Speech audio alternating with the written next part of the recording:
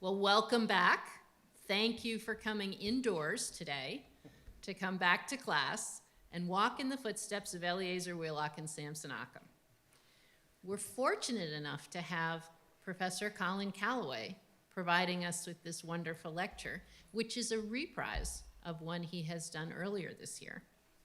He gave it during one of the 250th events that was sponsored by both the Native American Alumni Association of Dartmouth and the Dartmouth Club of Eastern Fairfield. And it was so well received, he's been kind enough to do it again for us here.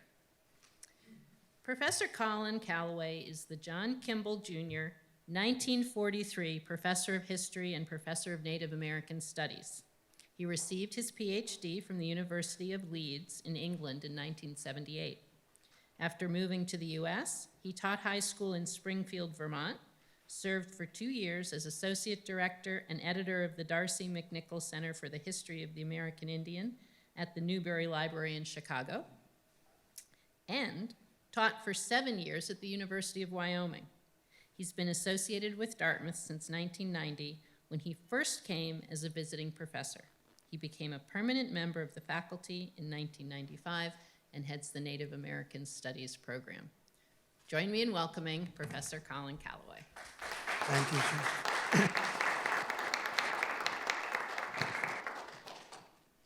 Thank you. How's this? Can everyone hear? Shall I talk louder or shall we raise the sound? All right, is that good? Excuse me if I'm a little hoarse. I just kind of came from class. Feel a little bit like a jukebox. You drop another quarter in and I'll give another lecture. So this, I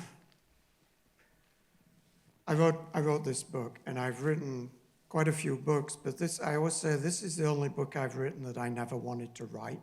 I mean, who wants to write a book about your company, right? But this was written, came out of a specific time on campus at Dartmouth, which was the fall term 13 years ago, 2006. It was a horrible term.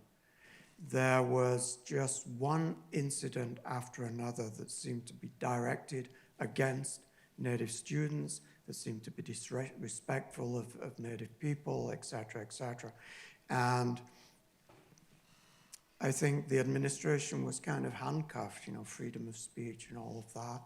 And the Native American Council took out a 2-page ad, I suppose, in the D, basically saying, this is what's going on.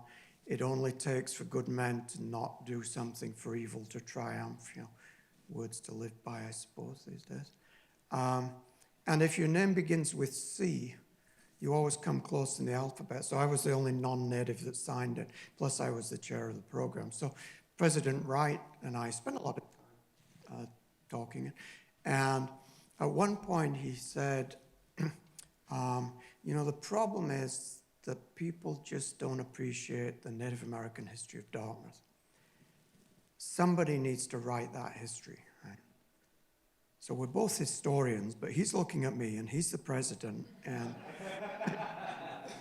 so that's how this happened. But actually, once I got into it, this is a great thing to do. It's actually the kind of thing that I do all the time, and that is extracting or recovering the Native American history of a place or a time, country, to show how we don't understand the history of that time, place, or country unless we understand that history. So it's not about throwing things on its head and saying this is about Samson Occom, not Eleazar Wheelock, but rather showing how these stories are kind of intertwined. So I'm going to talk a little bit about the founding of the college, but then something more about what happened since and what happened in the period where it seemed like it went off the radar, and then how we are today. So this, of course, is Eleazar Wheelock, portrait of Eleazar Wheelock. I like to say, that's what Dartmouth wants you to think. It's actually Dick Cheney wearing a wig. Isn't it? Once that occurred to me, I could never get past it. I suppose there are some aspects to Eleazar Wheelock. But In this story, of course, Eleazar Wheelock is a co-founder of Dartmouth with Samson Occom. I suppose Wheelock gets kind of a bad press, but for his time and place, he was kind of ahead of time, right? It's easy to look back, I think, and look at him and the kind of education and the kind of mission that he saw for Native students. We will educate you so that you are no longer Native, and see that as, cultural genocide, right? But the alternative was something else, right? There's a story that once Wheelock sent around a collection plate asking for money at a congregation, asking for money for educating Native students, and all he got was 2 bullets in the plate, right? Because the thinking was, you don't do that. We've got other ways of dealing with Indian people. So we need to, I think, recognize that. Wheelock had established a school in Lebanon, Connecticut, called a charity school, and it was essentially for the education of young men of not well-to-do means, some of whom would go on into Indian country as missionaries and teachers, etc. But he also, his first student was a Mohegan Indian by the name of Samson Occom. Here he is, who became Wheelock's star student. Right? By any standards, Samson Occom was an interesting and accomplished guy. Right? He had failing health, failing eyesight, but he spoke several Indian languages, spoke English, read Latin, Greek, Hebrew, and he went on to become a minister. And that was a huge achievement. And when Eleazar Wheelock looked at his school and looked at Occom, he thought, what I want to do is establish a school, a college, specifically for the education of Native Americans. How to do that? We need to raise money in Britain. And so he sent Samson Occom to Britain to raise money. Now, there'd been lots of Indian people going to England before. This was not an unusual event, actually. They always attracted a lot of attention and were the talk of the town when they were there, but there'd never been a minister before. And Samson Occom went to London December of 1765. It took him, 6 weeks or something to get there. Right? It's like flying British Air these days. And he spent 2.5 years there, right? Giving sermons, preached 200 or 300 sermons, raising money for Dartmouth. And the idea was that he was the model of what could be accomplished. You could take savage Indians and educate them and raise them up so that they became like Samson Occom. Right? And in the course of that, he raised £12,000, or as somebody described it, a bushel of money. And that bushel of money was the seed money for Dartmouth. Right? And most of it was raised in England, and the Oversight Committee was chaired by Lord Dartmouth, of course. Quite a lot of it was raised in Scotland, and that became important. When the charter is written and when the college is established, the wording says that we will establish a school for the education of the Native American youth in all these various aspects, and also for the young English of the area. Right? That was an add-on, but it became the main driver, right? Because Wheelock quite quickly forgot what the original mission of the college was supposed to be, forgot what Occom had been asked to raise money for, and very quickly the school became primarily a school for the education of English youth. Wheelock had said he wanted to establish a school in the heart of the Indian country.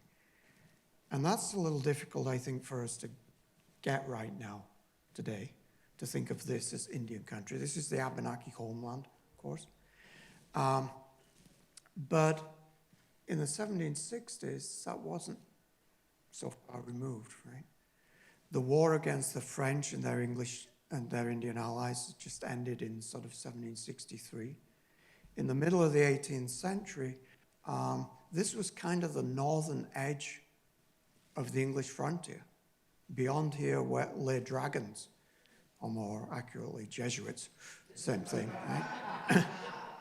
And this map that I did for the book sort of suggests that. There's Dartmouth, of course, but all of the other names are rendered in Algonquian or in Iroquois because these are places that Indian people inhabited. Agawam is Springfield, Massachusetts. Nawatuk is Hadley. Pocumtuck is Deerfield. Saquaqic is Northfield. Gispuntuqua is Bellows Falls. Coosac is, of course, up here around Bradford Haverhill. So this was a school being established in Indian country, kind of on the borders of Abenaki or Wabanaki country and Haudenosaunee or Iroquois country. And so part of the purpose of the school was political. It would serve as a buffer against potential enemies, be they Indian or if the French rise again. And so it has a political purpose as well. But Samson Occom never set foot on Dartmouth. Right? There's a letter in the Rona archives written by Occom in 1771 to Wheelock, where he basically accuses him of betraying him. He says, I risked my life for you, crossing the stormy seas to England, leaving my wife, my family, and came back. And look what you've done. Instead of producing an alma mater, you've produced an alba white mater. And he was essentially right, because Dartmouth graduated only 3 native students between its foundation in 1769 and 1800. You know who they are, right? The first one was Daniel Simon, who was Narragansett. Peter Pequannock, who was from Stockbridge, Massachusetts, and Louis Vincent, right, who was Huron from Canada. And that seems like Indian people got totally forgotten. They actually didn't. One of the things that I found during the research was that Wheelock actually moved his charity school up here, and that charity school coexisted, in a sense, with the college until sometime in the 19th century. It's a little hard to pin it down because the school kept sort of closing and then reopening, etc. But lots of Indian people came to that school. Lots of Abenaki people came to that school. And they came not necessarily, and most often not, with the intention of going to Dartmouth. They came to learn English, to get a rudimentary education that they could take back and start a school, that kind of thing.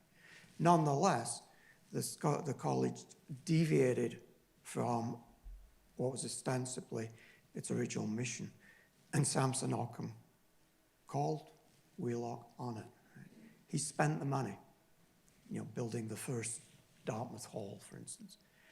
And pretty much every Dartmouth president from Wheelock up to the 20th century tried to wriggle out of its commitments.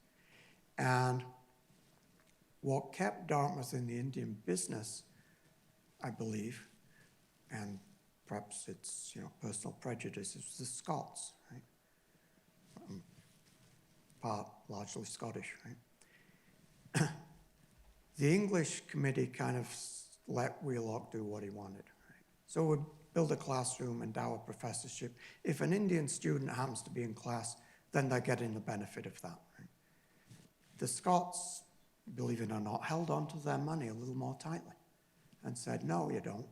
You only spend that money on what it was intended for, right?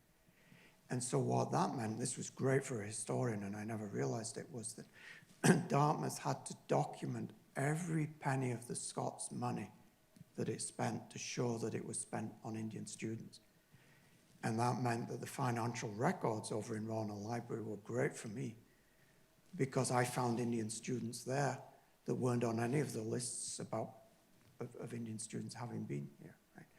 But that kind of kept Dartmouth's feet to the fire, I suppose, in that period when it seems like it was happy to let things go.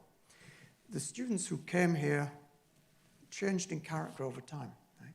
So when Eleazar Wheelock first came, he brought some of his native students with him. Right? So Daniel Simon, first graduate, Narragansett from southern New England. But Wheelock felt that Indian people in southern New England had already been contaminated too much by the English. Right? And he was really interested in recruiting from the Iroquois country because they were the major power in northeastern North America. They could be valuable allies against the French, etc. So he tried to recruit in Iroquois country, and he'd had some Iroquois students at his previous school. But the Iroquois kind of kept him at arm's length. He sent his son Ralph out as a recruiting officer, right? And Ralph, I don't guess there's no other way to describe it, seems to be in a wingnut. And it was a really embarrassing sort of situation. But the Iroquois, when he came with the offer of send us your students, basically said, no, thanks, but no thanks. We've seen the kind of education that they get there, and we don't want to do that. So Wheelock had to look somewhere else. Right? And so he looked to the north.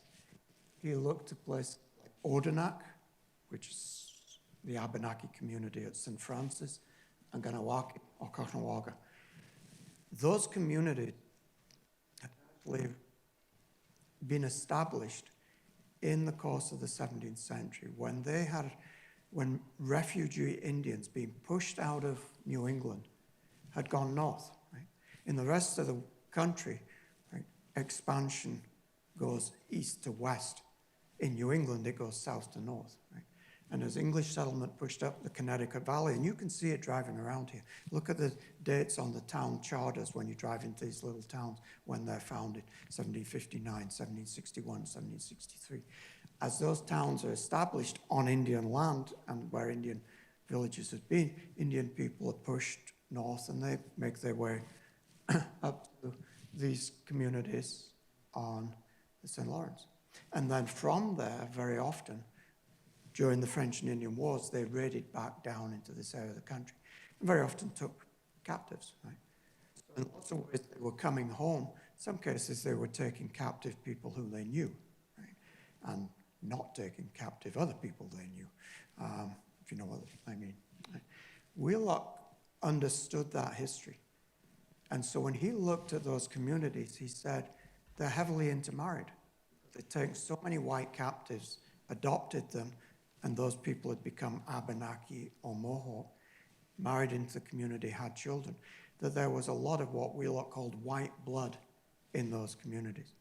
And he says, so those Indians will be better equipped to do well at Dartmouth than other Indian people who he would have called full blood, right?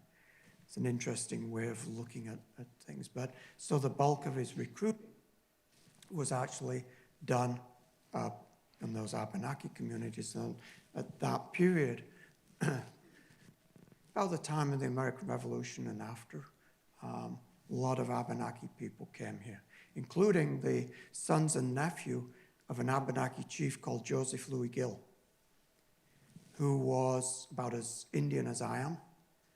He was the son of English parents, both of whom had been captured in separate Indian raids in Massachusetts, taken up north, converted to Catholicism, married each other, lived as Abenaki, their children as Abenaki. They and their children regarded themselves as Abenakis, and the Abenakis regarded them as Abenaki. Blood quota is something that the federal government introduced. Right? And actually, talking of recruiting officers, one of Wheelock's recruiting officers during this time is an interesting guy by the name of James Dean. And a cigarette packet in his t-shirt. James Dean was actually a white boy who had accompanied his uncle, who was a missionary in an Oneida community in Oquaga. And it was said by the time he was 13, he was a perfect Indian, could speak Indian languages, etc. Wheelock basically recruited him for Dartmouth, gave him a free ride, if you like, in exchange for his linguistic skills. And when he graduated, used him to go north and recruit Indian people. Right? And then things shift again, right? So you've got this recurrently changing native population. But at the same time, you also have non-native students graduating from Dartmouth and going out into Indian country, right? Including this guy, who's one of my favorites, Silas Dinsmore, class of 1790, 91. George Washington appointed him as an Indian agent to the Cherokees. Right? And we have his papers in our library. They're not particularly useful for his Indian work because those records were destroyed in a fire, but his family history is interesting. He seems like quite a nice guy. And for remembering the time and place and assumptions, someone committed to doing what he thought was the right thing for Indian people. And if necessary, standing up to those people who were not so interested in doing the right thing, people like Andrew Jackson. There's a neat line in those records where it says that Silas Dinsmore was seriously wounded in a duel fought by gentlemen sitting at table. Right? Yeah, so we have this image of people, back to back, walk 10 paces, turn and fire. Yeah, they're sitting around having pizza or something and they just start shooting each other. I say to my students, and you think beer pong is wild? Right? The 18th century is not a place where people are quaint and wearing powdered wigs. It's a tough place. But he was a mission agent to the Cherokees and then later to the Choctaws. Right? So there's these two kind of missions going on. A mission to help change Indian country for the better, right? And send missionaries and teachers out to do that. And ideally, to educate those Indians that you do educate will do that as well. Right? So there's no better missionary, no better teacher to go into Indian communities than a native person. Right? And quite a few of them do that. But they also do their own thing. Right?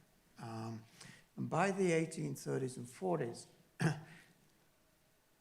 what's happening is you're not getting a lot of native students, but you get a few. And I often point out to our native students, where every year we get 50 or 60, and at any time on campus there's going to be between 150 and 200 native students. Say, imagine what it was like when you were the only native student in your class, or maybe even the only native student on campus. Right? And that was the case very often, more often than not, during the 19th century. So, but nonetheless, some of those people are influential and have an impact. This is a Seneca Indian by Morris Pierce, right? And he spent most of his time at Dartmouth fighting against the Treaty of Buffalo Creek, which was a fraudulent treaty. That doesn't narrow it down too much, but it was a fraudulent treaty between land speculators in New York and his people. And he spent much of his time at Dartmouth lobbying against that, giving lectures out in upstate New York, traveling to Washington, right? And I'm not quite sure how it worked, but it's clear that Dartmouth's schedule and calendar then was just as odd as it is now. You could do that. There was a kind of, I suppose, an informal D plan, because he seems not to have been on campus for a long time. But that's another theme, I guess, to this story, is that you have Indian people brought here with the intention of, if you like, de-educating them, right? Because Wheelock did not for a moment think that he or English society had anything to learn from Indians, right? It was all going to be one way. But one of the stories of this institution and other educational institutions, of course, is that Indian people come here and Indian parents send their children here so that they will get an education, learn the white man's ways, if you like, and then use it not for English ends, but for Native American ends, right? It's an important tool in the struggle for survival and adaptation and so on. The middle of the 19th century, the native clientele has changed quite a bit. Right?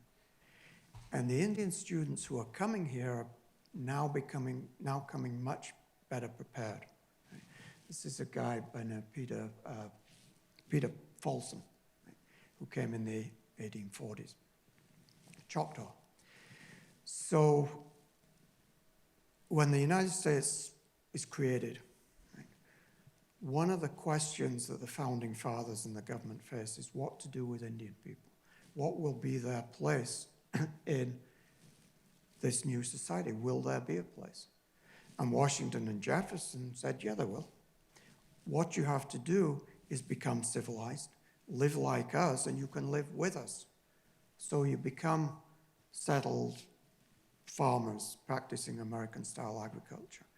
You become Christian. Right? You become literate. Right? And many tribes did that, particularly the tribes that become known as the 5 civilized tribes: Creeks, Choctaws, Cherokees, Chickasaws, and Seminoles. In fact, the Cherokees become the model. Right? They develop their own written language. Right? They create a newspaper published simultaneously in English and in Cherokee. Right? This is at a time when most people in Georgia can't write their names. Right? They adopt a written constitution based on the Constitution of the United States. They send their children to schools in New England. They develop plantations. Many of them become slave owners. Right? By all of the criteria that the United States, America, regard as markers of civilization, the Cherokees and the Choctaws have met the mark. Right? But then there's a shift from the thinking of Jefferson and Washington, which is kind of going back to Scottish Enlightenment thinking that people are a product of their environment, towards more of the kind of racist thinking that we deal with. And people like Andrew Jackson subscribe to that.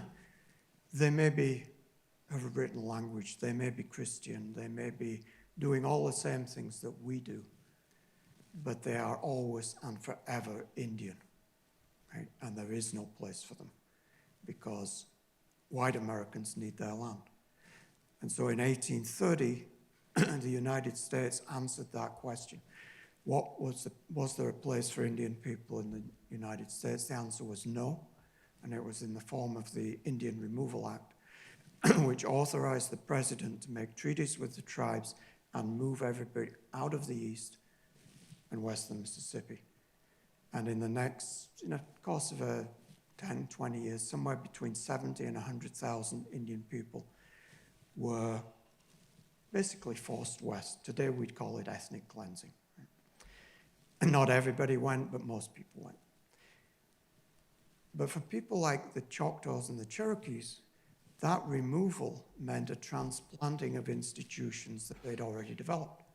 So they went along the Trail of Tears in the case of the Cherokees, and they took with them what they could of their belongings, but they also took with them the things that with which they had remade the Cherokee nation into a modern Indian nation.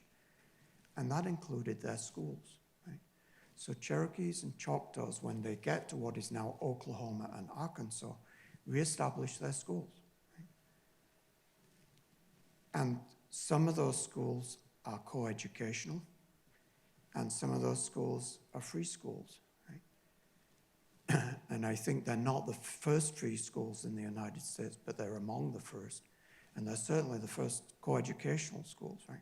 This is Oklahoma and Arkansas we're talking about. We're not usually thinking of those places as on the vanguard of, cultural refinement. Right? And you get this odd situation later on when whites are arriving, that white people want to get their kids into the Indian school because it's free, right? So they're bribing college admissions officers and fabricating seminars and all that kind of stuff that we know how to do that, right? But what that meant was that when Dartmouth is now looking west of Mississippi to get native students, they're getting native students who are products of, in this case, the Choctaw Seminary. Right? They come pretty well prepared to deal with a Dartmouth education, but still in small numbers. This I just include because it as a reminder of situation and context and experience. This is the first Blackfeet student to come to Dartmouth. His name is Robert Hawthorne, and he was actually the son of a French trader and a Blackfoot woman. He came in 1870. Right? That's a significant date in Blackfoot history because in 1870, the United States Cavalry perpetrated a massacre of Blackfeet people on the Marias River in Montana. There had been some horse stealing, a couple of killings, etc., and the cavalry were out to get the culprits, right? And they attacked the wrong village, right? And killed 173 people, right? Mainly women, children, and old people. Right? That was the official count, but Colonel Eugene Baker, who attacked a village that was recovering from smallpox. Right? And he wrote in his report that out of mercy for the survivors, he let them go. But as the New York Times reported, if you burn a village, destroy shelter, food supplies, and turn loose survivors of a smallpox epidemic into a Montana winter, you know what's going to happen. Right? So there are no documents that I'm aware of to say what this meant to Robert Hawthorne. But it's that curious juxtaposition, right, of Dartmouth in some ways representing the best that Indian policy had to offer. We can arm you with an education so that you can reshape your own lives. And yet, at the same time, out west is things.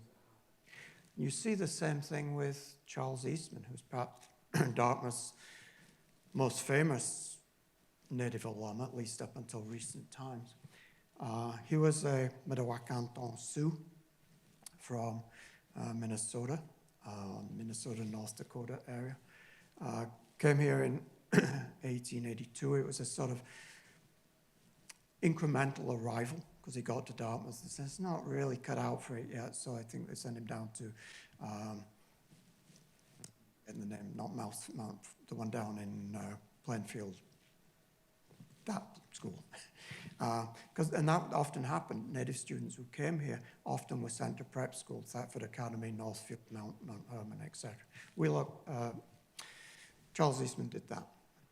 But he came to Dartmouth and he did well. And I use his autobiography in class because he talks about his experiences here. And there's a photograph of Charles Eastman. He was popular. He played on the football team. There's a photograph of Charles Eastman with the football team sitting on what looks like the steps of Silby or somewhere. They've got their shirts off, right? There's no doubt which one's Charles Eastman. Right? He's the only non-white person here. But he seems to have made a go of it. He graduated from here. He went on to medical school at Boston University, graduated with a medical degree. I have a textbook that I've done, and I've actually got a picture in there of Charles Eastman at someone's birthday party. And the birthday party is Mark Twain. And there's a group of people sitting at dinner, and Charles Eastman's there, Mark Twain in there, and there's another guy in the room, and it's Andrew Carnegie, the richest man in America, in the world probably. Right? So he's moving in those circles. Right? After he gets his medical degree, he goes back to Indian country, he goes back to Sioux country, although it's Lakota country in South Dakota. And he finds himself working as a physician on the Pine Ridge Reservation, South Dakota, in December of 1890. Right? It's where he also meets his wife, Elaine Goodale. But that's the date of the massacre at Wounded Knee. The United States slaughters 200 or 300 Lakota, Minneconjou Lakota men, women, and children. And Eastman goes out over the so-called battlefield a couple of days later because there'd been a blizzard in the meantime. So all the wounded had died. People had died of exposure, and there were lots of bodies frozen in contorted positions. And he talks about that in his book, and then says something like, this was kind of a difficult pill to swallow for somebody who'd been schooled in all of the teachings and values of Christian civilization. That's basically all he says. And I often get my students think about that. Says, has he sold out? Is he, what's going on here? And think about strategies of writing and what he was doing there, which I think was very smart. He often came back to Dartmouth, and he sometimes played Indian. Right? Here he is. The Hood Museum has a picture of him in tribal regalia. Right? But he's not the only one. There's interesting guys. This guy is named by the name of Jack Tortes Myers, right? The reason I liked his story was didn't graduate high school, but he was an athlete. And people from Dartmouth alum, right, saw him play baseball, and one of them said, hey, I think Dartmouth was supposed to be a school. Do you want to go to Dartmouth? And let me get my glove. Right? And so I think it was the Dartmouth Alumni Club got him a train ticket, got him a high school diploma, not to be emulated, I would say, and sent him to Dartmouth. Right? He lasted less than a year, but later he became a famous baseball star, and he wrote an essay in a collection of books, a collection of reminiscences and talking about his life, and talks about coming to Dartmouth, and he says, you don't actually have to graduate from Dartmouth to be a Dartmouth man. You can just stop in there for a cup of coffee and you'll always be part of Dartmouth. But the neat thing about this that I thought was, when I was writing this book, I got in contact with his family, particularly his niece, and got some information. And I said to him, you're going to like this, but you know what? President James Wright is a baseball fan, and on his desk is a baseball card of Jack Tortes Meyer. So he is always at Dartmouth. And I could hear over the phone that was almost tear-inducing. So a lot of interesting life stories played out of this place. This is Ralph Walking Stick. His daughter, Kay Walking Stick, was a very prominent artist, was actually standing here a few years ago, and I showed her this picture because he dropped out of Dartmouth during the First World War to go and serve in the Middle East with the British Army. William Cook, who was here, he was basically a flying ace, decorated flying ace, and he actually died in a plane crash. But these people are few and far between. And it's in that period, 19th century into the 20th century, where there are very few real Indians, where Dartmouth and Dartmouth students get into this idea of creating alleged Indian traditions, pipes and all of that, and adopting Indian symbols and Indian shirts. And that is something, of course, that's done in the absence of real native people being here. Right? And that's going to create problems later when real Indian people start to come back to Dartmouth in numbers and then are confronted with these stereotypes. This was the issue, this was the cause of the concern and the conflict on campus in, 2006, and it bubbles up time and time again. And I've had, like most of my colleagues, occasion to talk to lots of groups about this. And for me, I'm the only non-native faculty member in Native American Studies now, people say, well, why do you care? And I said, I care because I see what this does to our students. I have seen native students coming from Montana or Arizona or something, now, this time of term, right? And they're bright and they're enthusiastic and they're eager and they're at the college of their dreams, right? And then, as happened in 2006, where people started handing out T-shirts with caricatures, mean-spirited, nasty T-shirts, you see the light go out of their eyes. Right? And they're thinking, why am I here? This was supposed to be a school established for the education of Native people. This is not a welcoming place. This is a hostile place. Right? And lots of people say, well, aren't there more important things to get upset about for Indian country? Yes, there are, but this goes to a lot of it. How people are portrayed and caricatured is connected very much to all kinds of other social problems. And I've often had people say to me, but we're actually honoring Native people. You think? That's something, that's a piece of that legacy that we still have. Right? And it doesn't happen every year. Hopefully it's not happening as much as it used to. I think there has been something of a sea change. There was a series of a few incidents a couple of years ago, and I thought, okay, here we go again, gearing up. And we didn't need to, because other students took it up, right? It didn't have to be something in which Native American staff or Native American faculty or Native American Studies faculty had to say, okay, we need to do this again.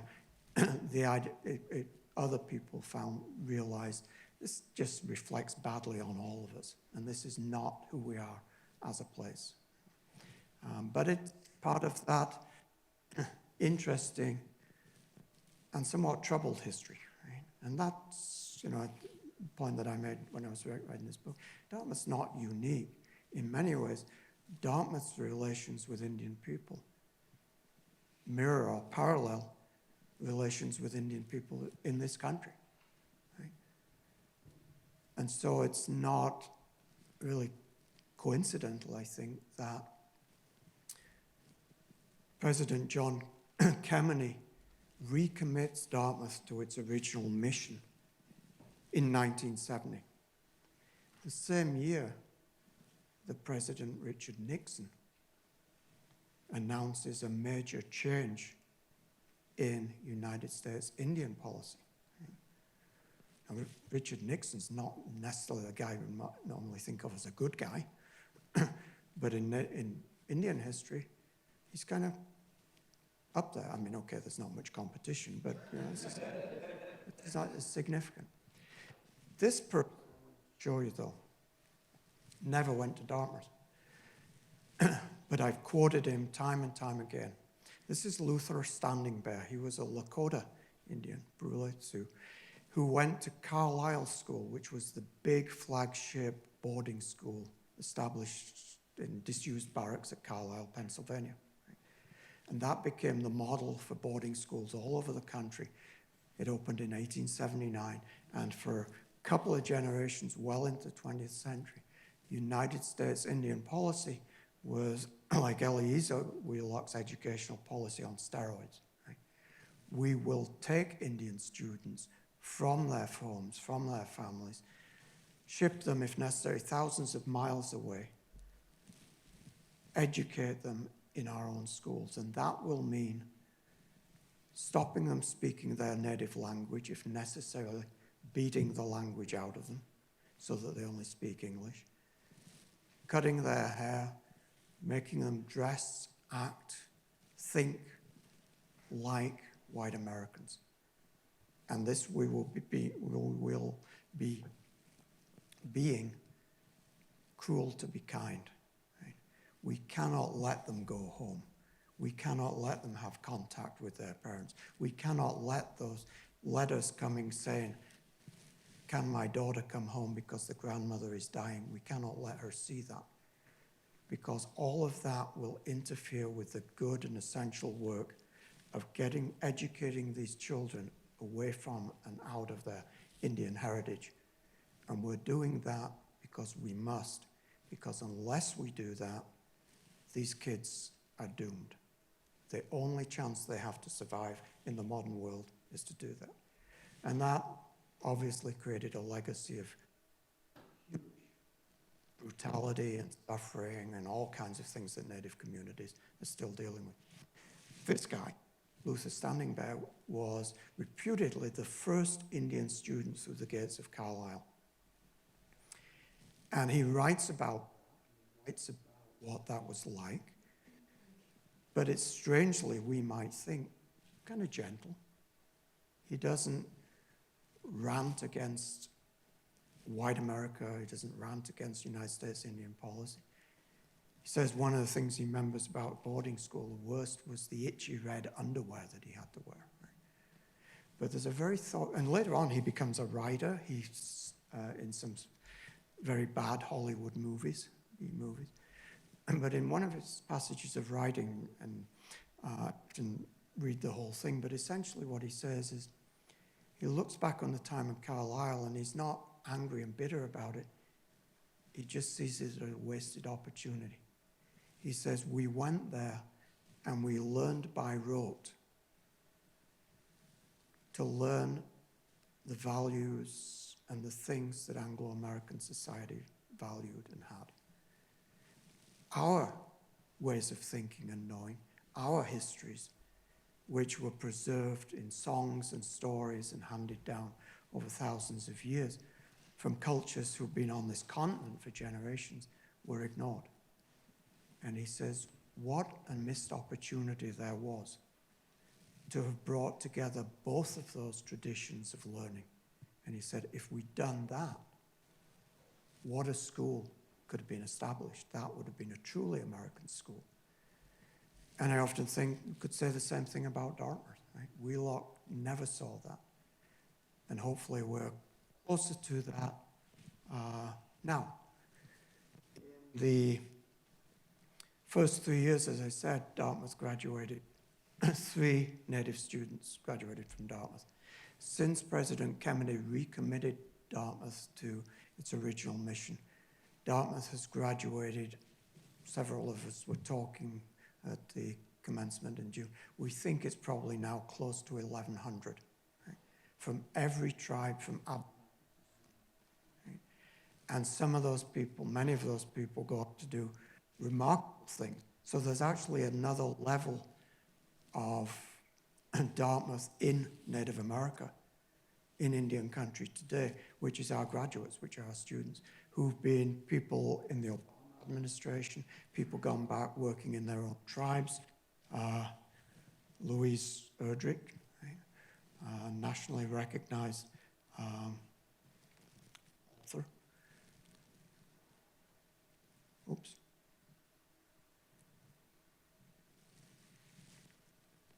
Sarah came here, Sarah Harris, 2000. She's a lineal descendant of Samson Occom.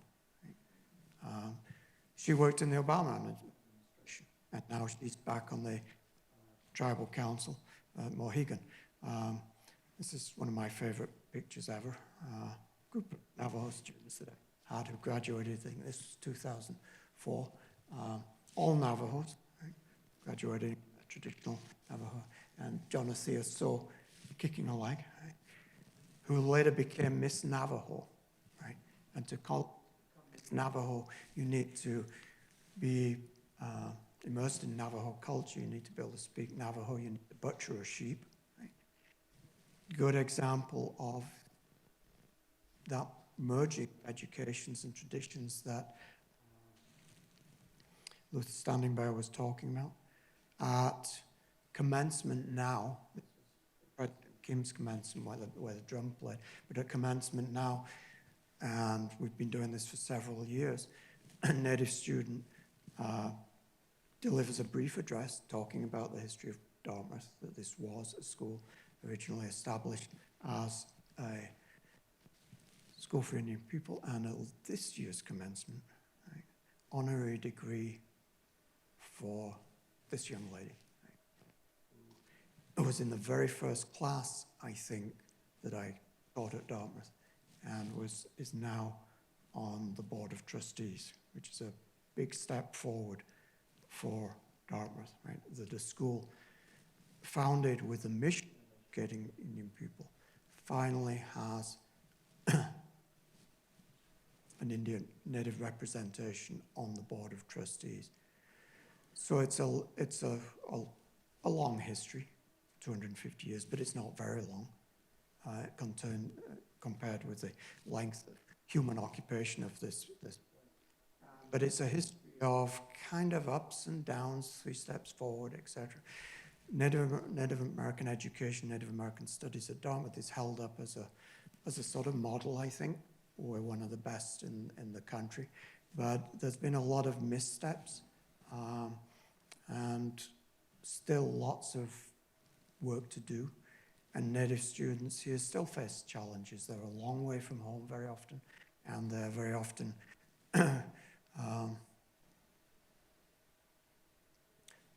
dealing with cultural issues and all kinds of issues like that. This is Hillary Tompkins. Right?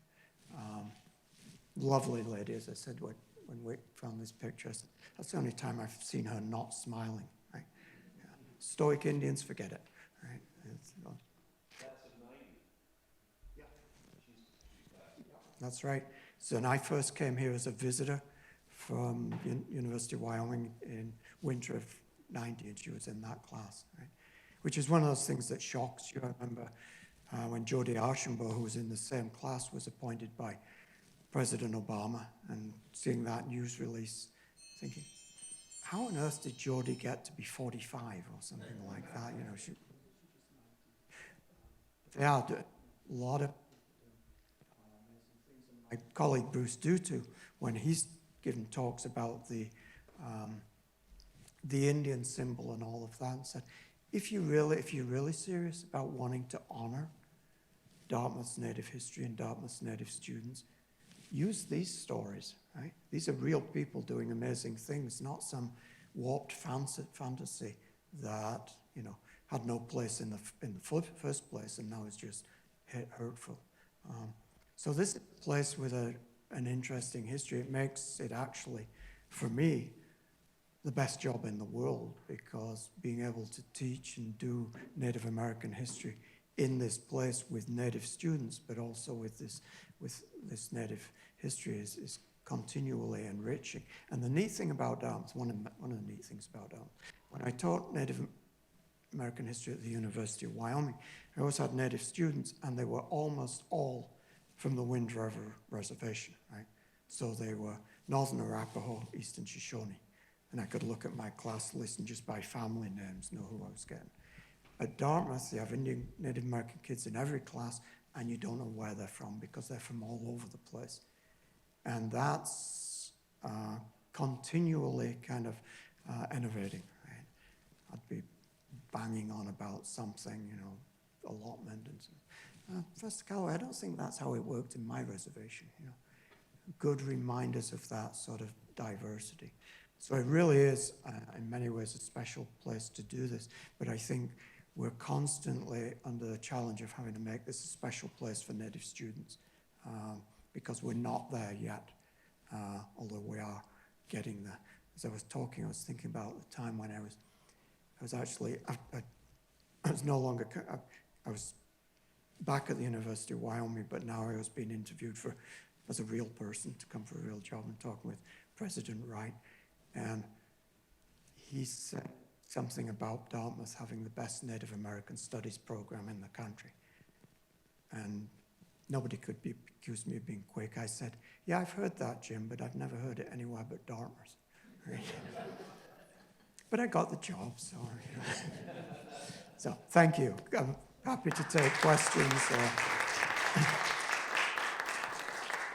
I'll talk about things that I haven't talked about. Yeah. So you talked at the start about being disappointed that Wheelock forgot sort of the mission of the school, but also you mentioned that he got somebody. Oh, I'm so sorry. He got. Seriously, do I really need a mic? I can hear you. So he gave a scholarship to somebody because of their Native American linguistic skills, so that they could go out and talk to people. You talked about where recruiting was done.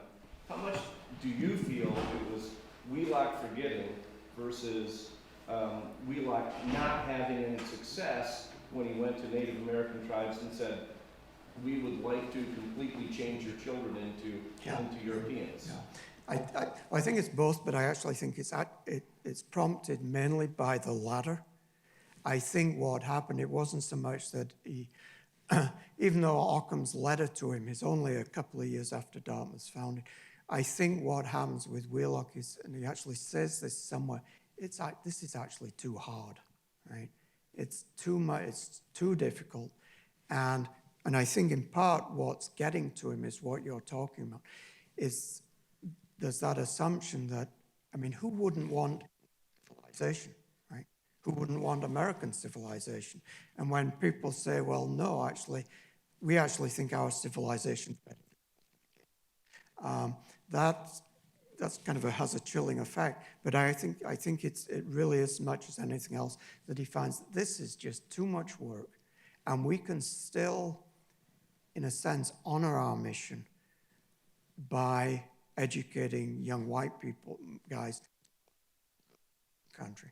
And then as sort of an extension of that, so in that time frame, you very much have like European communities, but Native American communities that are in many ways separate and living two different lifestyles. You know, and nowadays Dartmouth can say, well, in the 70s we went back and reaffirmed our commitment to teaching Native Americans, but isn't part of the reason we get to do that because much of that education and that preparation for a student to be able to come to Dartmouth College is being done, sort of like that sort of separate Native American community has had the advantage of still being taught algebra, or you know, they know English. You couldn't go back in time and really grab anybody from the 1700s and teach them, no matter who they were. But that separation maybe has become blurred. Well, I think Samson Occom would be the exception, and that's why he sent him to England. Look, we can do this, right? Obviously, things have changed tremendously. Part of what has changed is, so yes, you have Native communities that are, if you like, less unlike mainstream society, but in lots of ways they are very much distinct, and and those distinctions are deliberately preserved as much as anything as a matter of sovereignty. But also, I think there's it goes back to education as a weapon and education as a tool, right? When Richard Pratt is recruiting students like Luther Standing Bear, he says to Spotted Tail, who's the Lakota chief, who's reluctant to send his kids to Carlisle, he said, look, if you'd been able to read and write, we would not have been able to basically screw you out of your land at the Treaty of Fort Laramie. It's a convincing argument.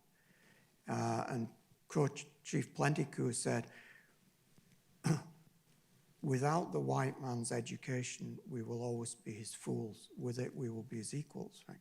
So there's a motivational factor too. Still mean that it's not incredibly hard very often to let those students go and come here, and still some students have to face that challenge. Is it okay to be here? Because places like Dartmouth and colonial colleges have that sort of reputation, the boarding school reputation, that they will destroy Native American ways of knowing as a prelude to complicated sort of recipe, I guess. Could you dig in a little deeper to the sequence and context of the addendum to the original mission, the mission statement, and without giving Wheelock a bye for having abandoned it, but is there any evidence that that may have been part of the fundraising, and that some of the donors that were being solicited weren't being motivated by the education of natives, but to say we're going to educate English youth too? Oh, now I'll be a donor. Is there any evidence of that? I don't think so in England at the time Occam's raising money. This is not my, when I think James Axtell was looking at this, he looked at the the first draft or one of the earlier drafts of the charter, right? And I talked about how it said that this is a school established for the education of Indian youth and of young Englishmen. He said that in the very first, in the version before that, it was English youth first, right? And that then Wheelock, as he interprets, then Wheelock said, oh yeah, we raised all that money in England for educating Indians, we'd better put those first, right? Which is, kind of interesting. But I think what was, there were schools to educate English people, Englishmen. There were actually schools that tried educating Indians. William and Mary, Harvard tried it. None of the things they Dartmouth almost didn't work out, but it just kept it going until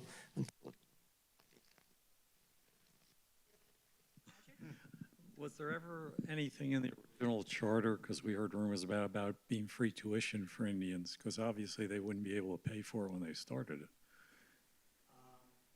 I hear a lot, don't Indians go there free? And the answer is no, they never did, right?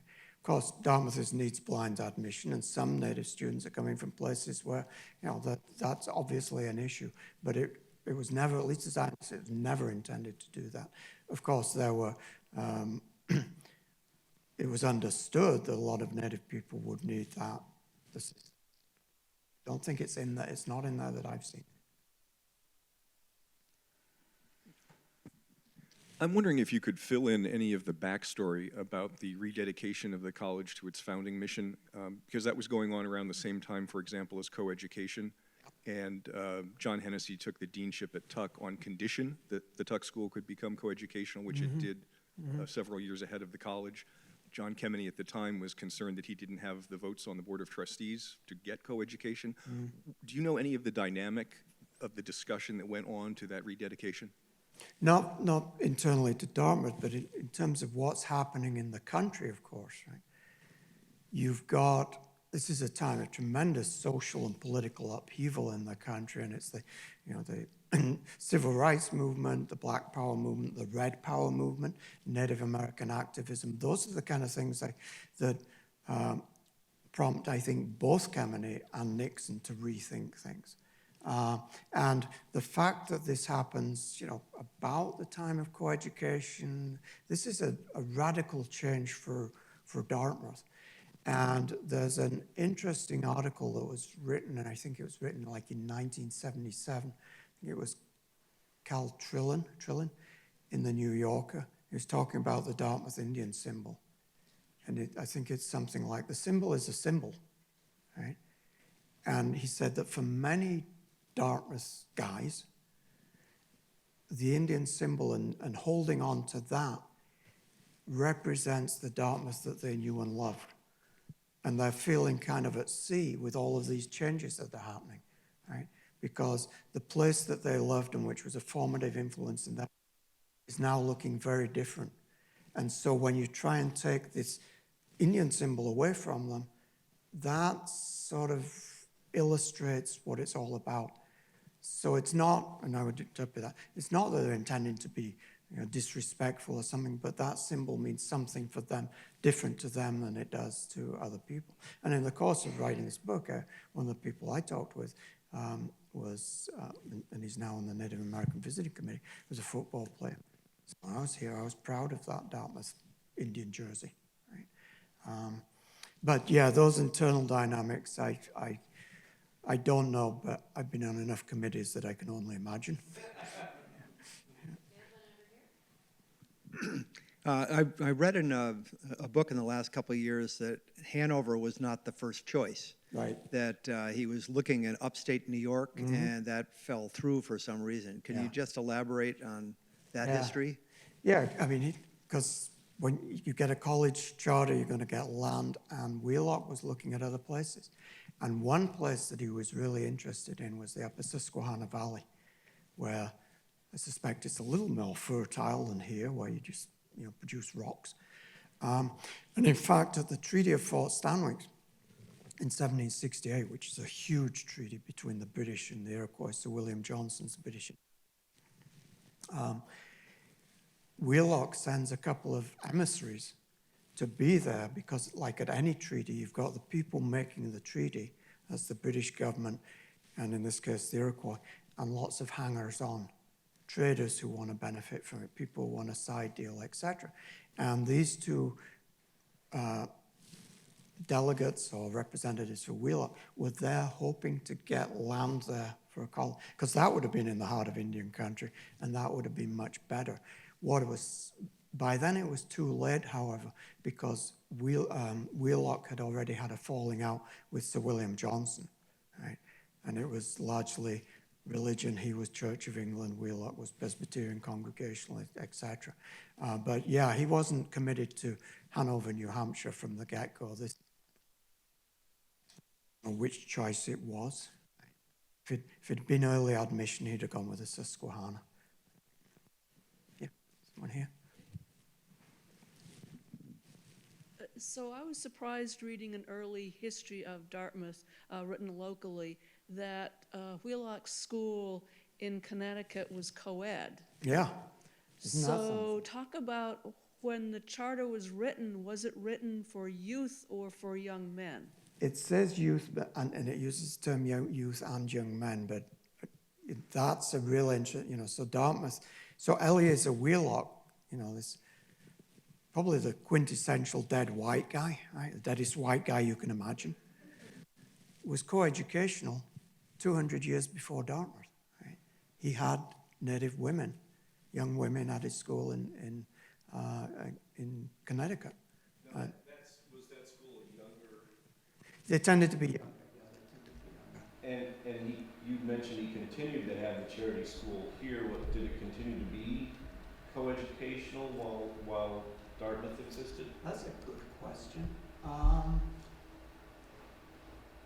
I think not. But the age range is amazing. It's from 4 to 40, right? Because people come to that school, sometimes they're sending their kids, but sometimes they're coming to get an education for themselves. Maybe a couple of years of English so I can go back and start a school in my home community, right? I'm just trying to know of any native women, and I don't think so. Yeah. But that's certainly an interesting dimension. Thanks. What is known about what got Eleazar Wheelock interested in Native education in the first place? And same question about Lord Dartmouth. Yeah. For Wheelock, I actually think Occom is largely responsible for that. It wasn't that Wheelock went looking for Wheelock, or actually got into the story, Occom's mom went to Wheelock, right? And if you read Occom's biography, which we have in Royal Library, it's not a full biography, he wrote it in 1768 or so. He talks about going there to get the education and the Christian education and receive the light of the gospel, right? Well, that was true, perhaps, but there's something else going on. The Mohegans were involved in basically a land claim fight with the crown, and they weren't getting the satisfaction that they wanted. So clearly, he's going there to get this education for the same reason that Spotted Tail was thinking of. If we're going to have to fight this battle, we know we're going to have to fight it on the white man's terms, and I'm going to get that education. But I think it's through Wheelock through Occom that Wheelock comes to native education. And of course, you start off so good, you say, wow, this is great. And then disillusion, it becomes more difficult. And Lord Dartmouth, I think that, I'm not sure that there's a particular interest there, except there's a broad interest in England, in the empire at that time, about the education of indigenous peoples, right? I mean, Wheelock knew, that was so established that Wheelock knew about it. I mean, he wasn't sending Occom to Britain and saying, hey, go out in the pubs over there and see if you can talk those people. You know, he knew he was tapping something.